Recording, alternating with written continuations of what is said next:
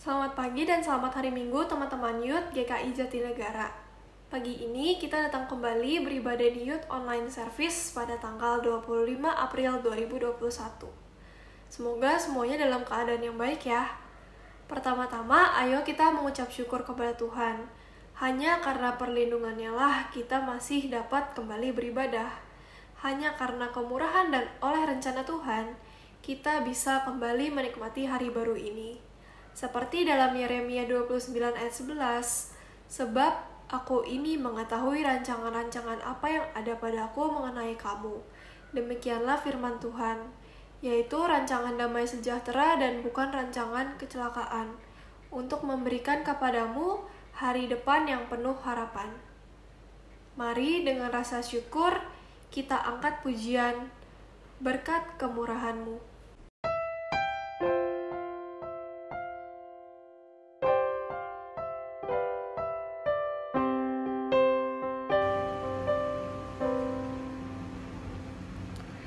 Kau hiasi kehidupanku dengan kemurahan-Mu. Kau rancangkan masa depanku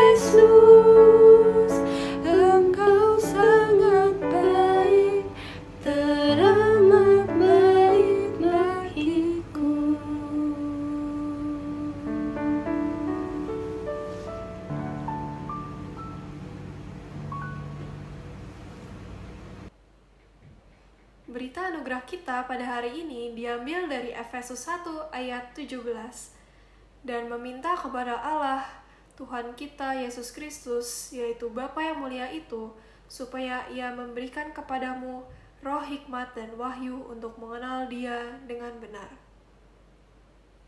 Mari kita bersama-sama mengakui pengakuan iman kita seturut pengakuan iman rasuli.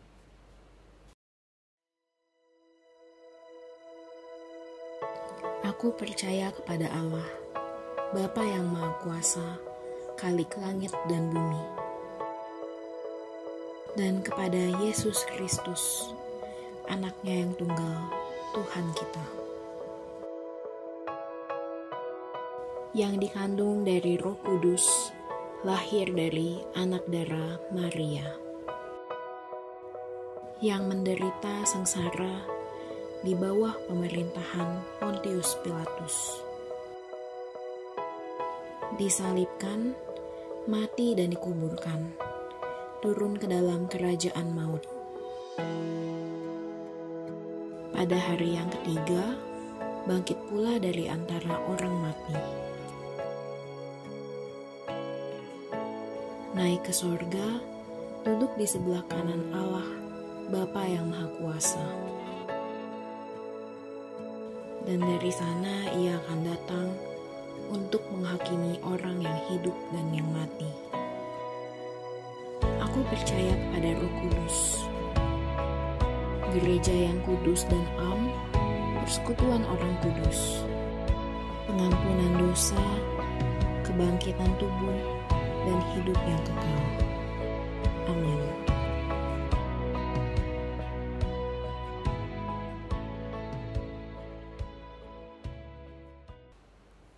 Di tengah dunia ini, kita sebagai umat Allah harus menjadi pembawa berita Injil.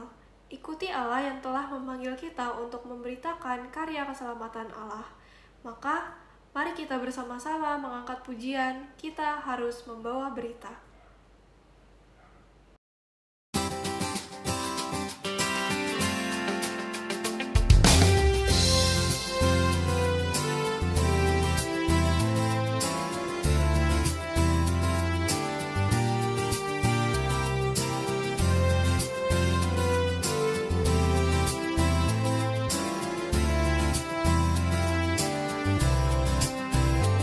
Kita harus membawa berita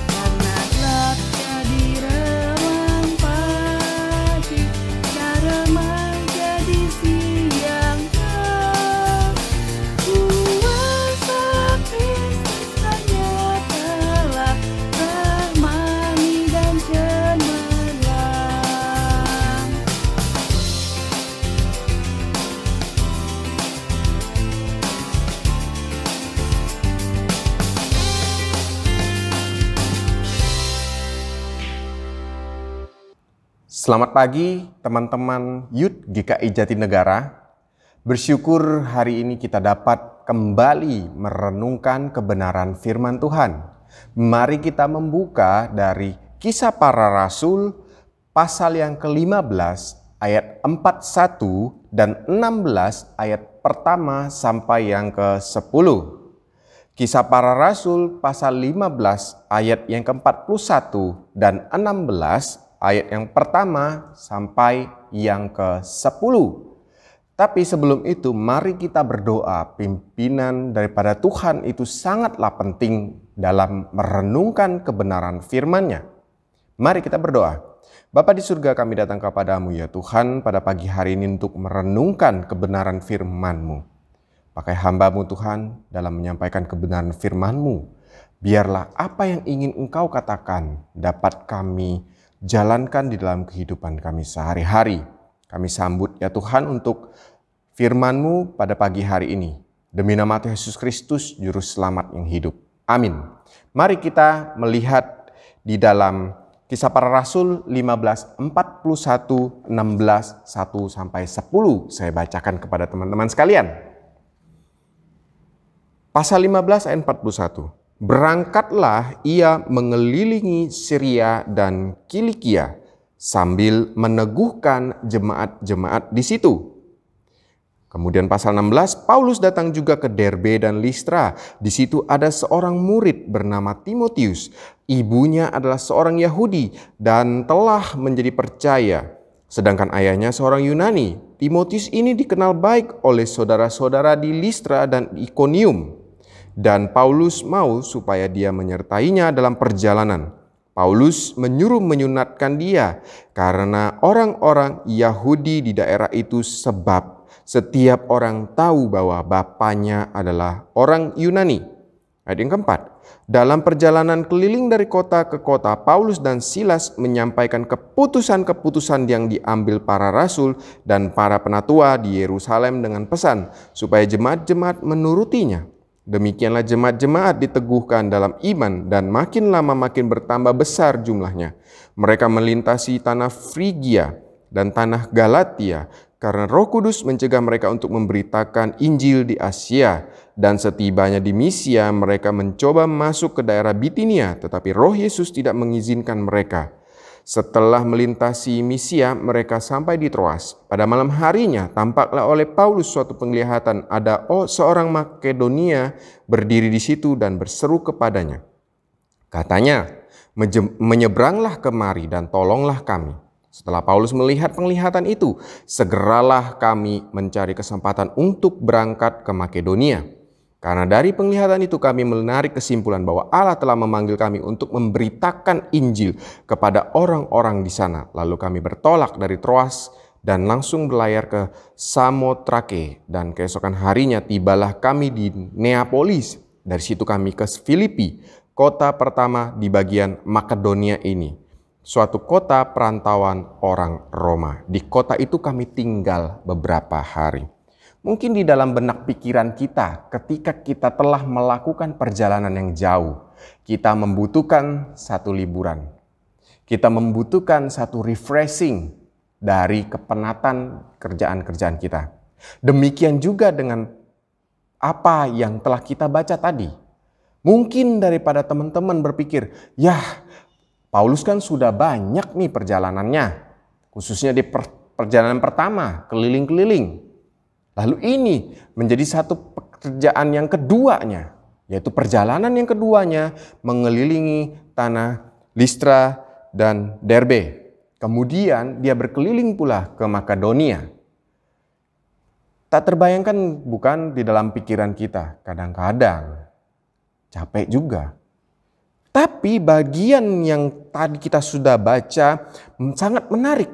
Di dalamnya itu terdapat satu kata penting, yakni Paulus memilih orang yang benar dan tepat untuk memilih perjalanannya. Wah, kenapa? Padahal dia kan udah ada Silas.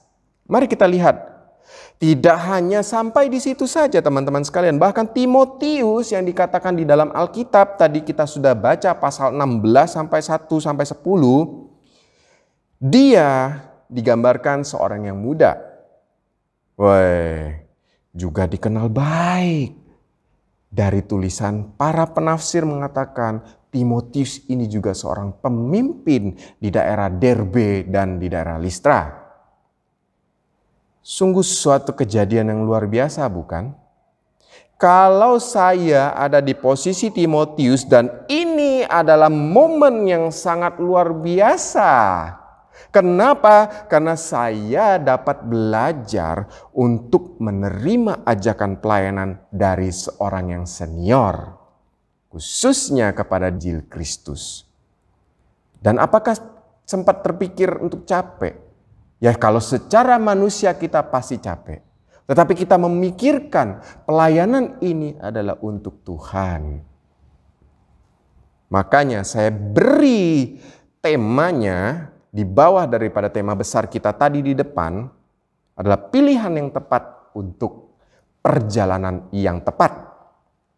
Nah, mari kita pelajari apa sebenarnya yang ingin disampaikan dalam bagian ini, khususnya penulis yaitu Lukas sendiri kepada teman-teman sekalian, kepada saya dan kepada orang banyak. Nah, setelah melewati daerah Kilikia, Paulus dan Silas melintasi penggunungan Taurus melalui celah yang disebut gerbang Silisian. Dan setelah melintasi sebagian wilayah Antiochius, mereka masuk ke wilayah tenggara provinsi dari Galatia. Nah, di situ mereka mengunjungi kota-kota yang pernah mereka injili, khususnya oleh Paulus dan Barnabas. 2 atau 3 tahun yang sebelumnya, sesampainya ia di Derbe dan Listra, Paulus memutuskan untuk membawa serta seorang pemuda yang tadi kita sebutkan, Timotius, sebagai rekan pribadinya. Dan ia dikenal baik di daerahnya. Juga tidak hanya itu, ia memiliki iman yang teguh bersama ibunya, yaitu kenapa mengenal Kristus selama kunjungan Paulus ke Derbe dan Listra sebelumnya itu.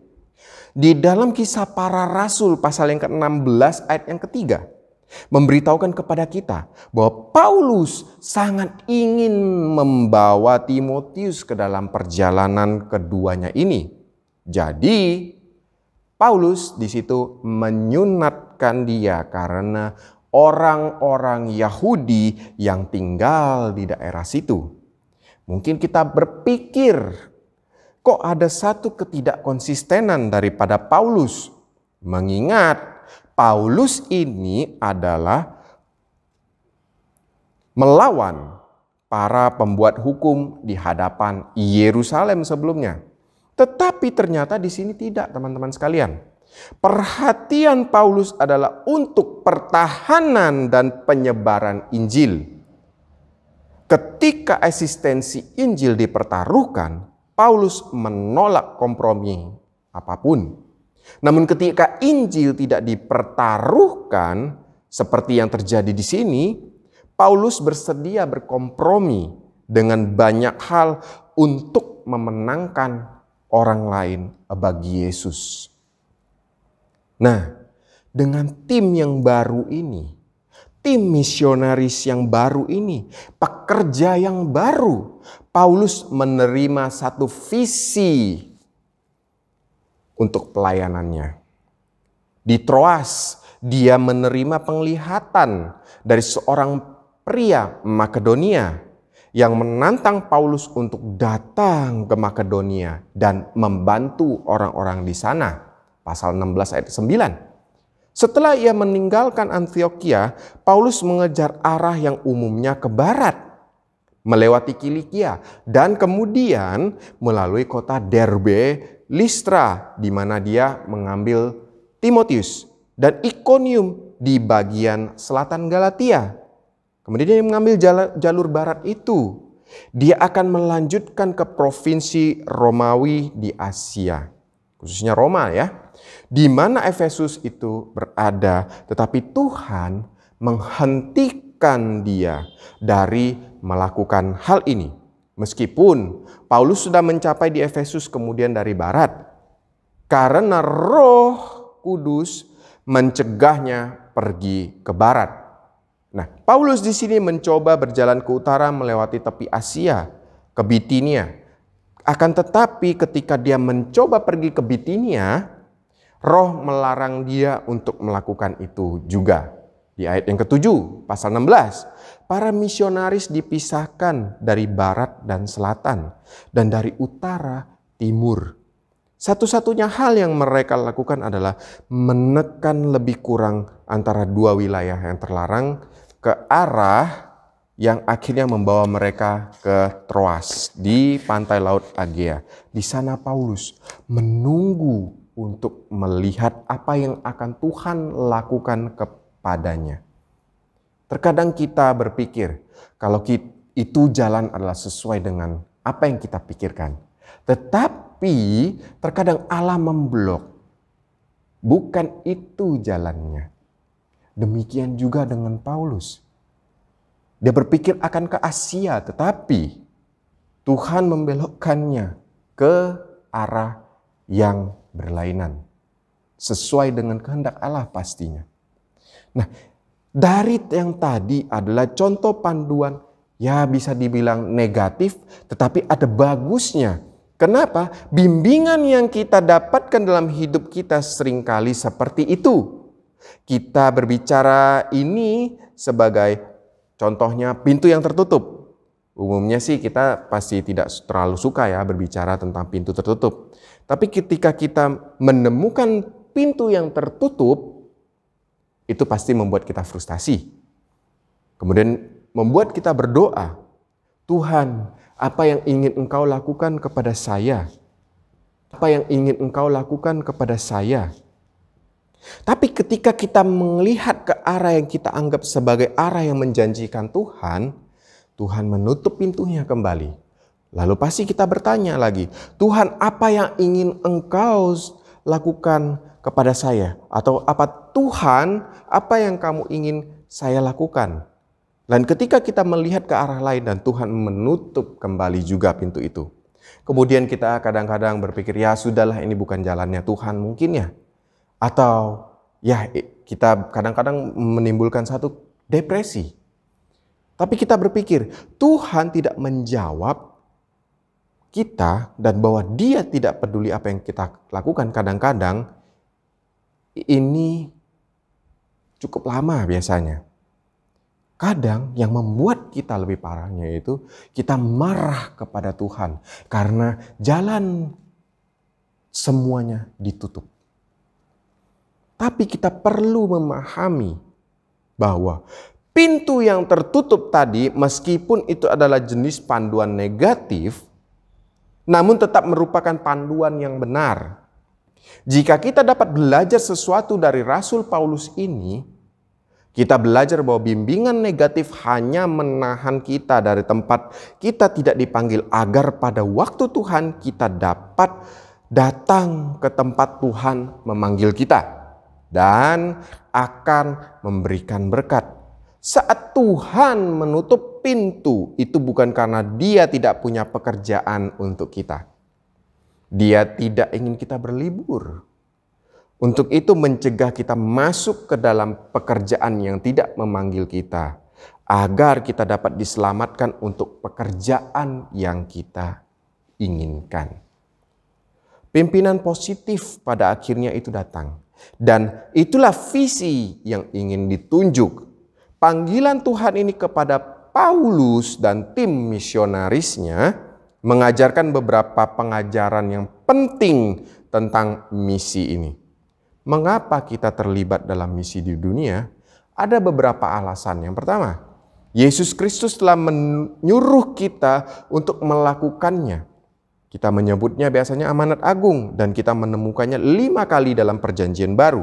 Sekali di masing-masing 4 Injil menjelang akhir dan sekali di awal Kisah Para Rasul pasal 1. Jika Tuhan mengatakan sesuatu sekali, kita harus membayar perhatian. Yang kedua, kasih Kristus membatasi kita.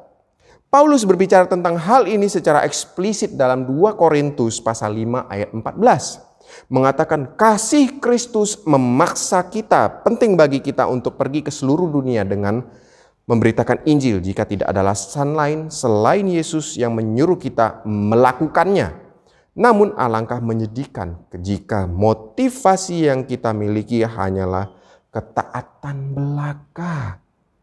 Atau bisa disebut ketaatan yang berbohong. Kita akan berkata demikian, saya di sini untuk memberitakan Injil. Saya tidak ingin berada di sini, tetapi saya harus berada di sini. Yesus menyuruh saya melakukannya. Jadi disinilah saya. Kadang kita berbicara seperti demikian.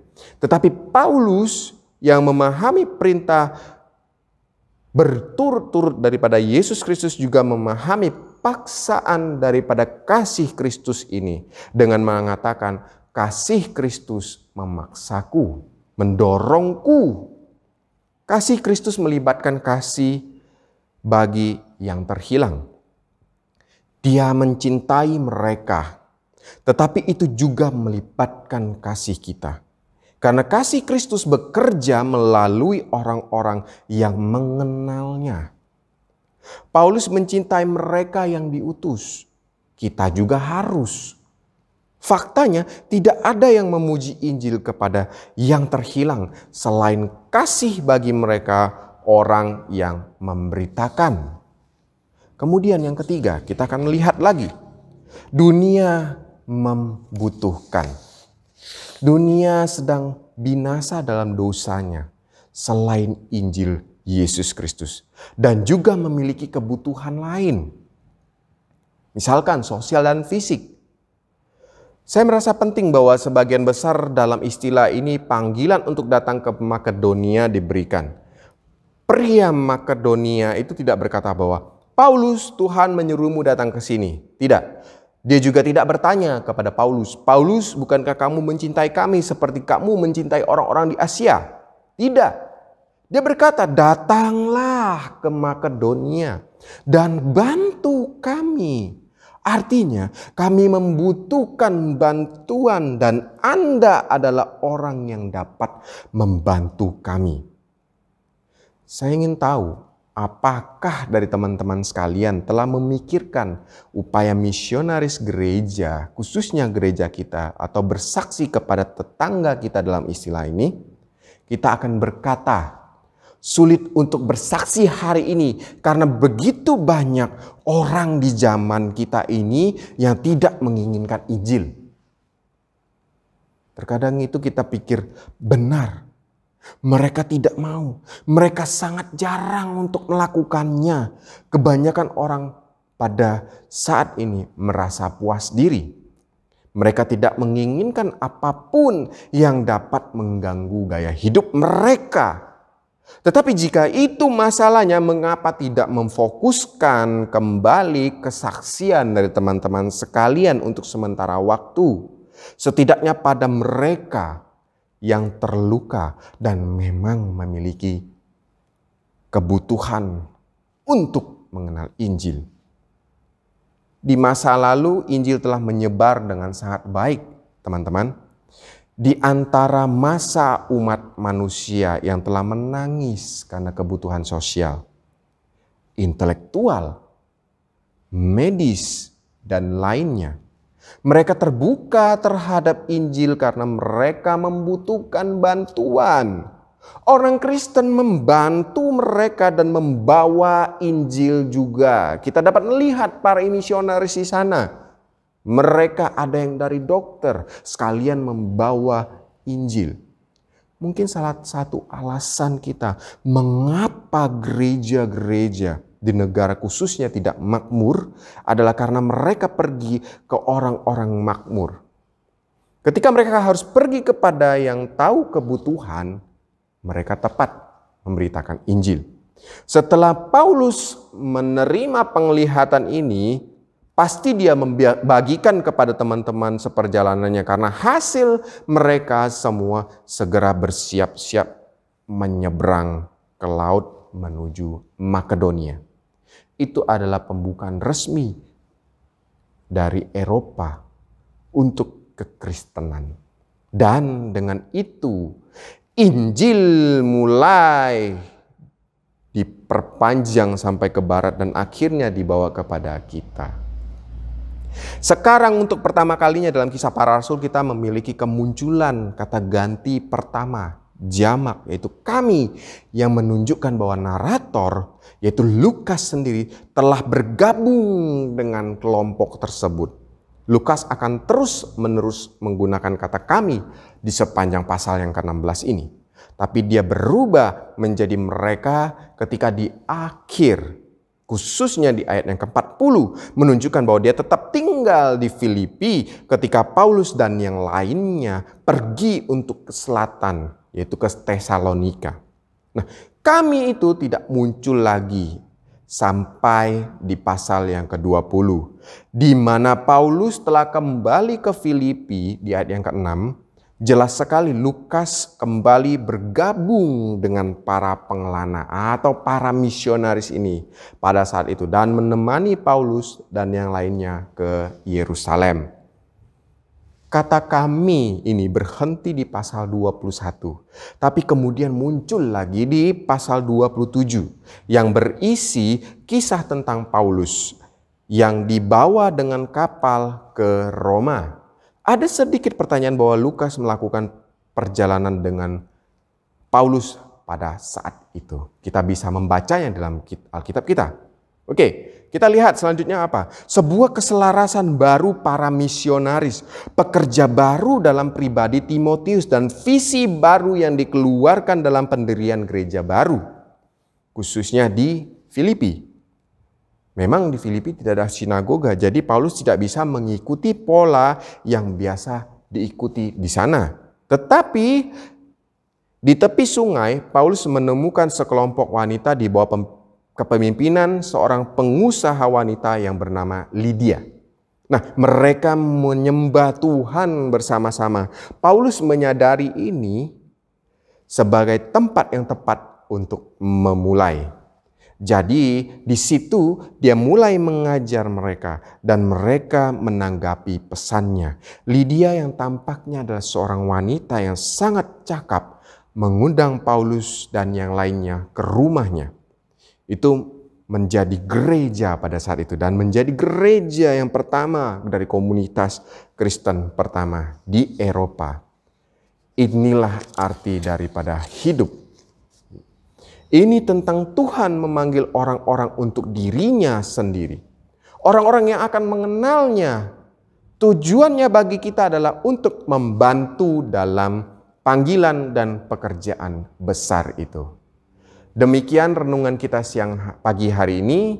Kiranya memberikan satu semangat kepada teman-teman sekalian untuk memberitakan Injil kepada orang-orang sekitar, meskipun dalam kondisi pandemi seperti ini. Tuhan memberkati. Mari kita berdoa. Bapa di surga, kami mengucap syukur Tuhan untuk kebenaran firman-Mu pagi hari ini. Biarlah melalui kisah yang diceritakan oleh Paulus, diceritakan oleh Lukas tepatnya melalui perjalanan Paulus, kami setiap anak-anak-Mu khususnya Youth GKI Jatinegara memiliki satu semangat yang berkobar-kobar dalam hidup untuk memberitakan Injil kepada siapapun. Memang kami terbatas ya Tuhan di masa pandemi seperti ini.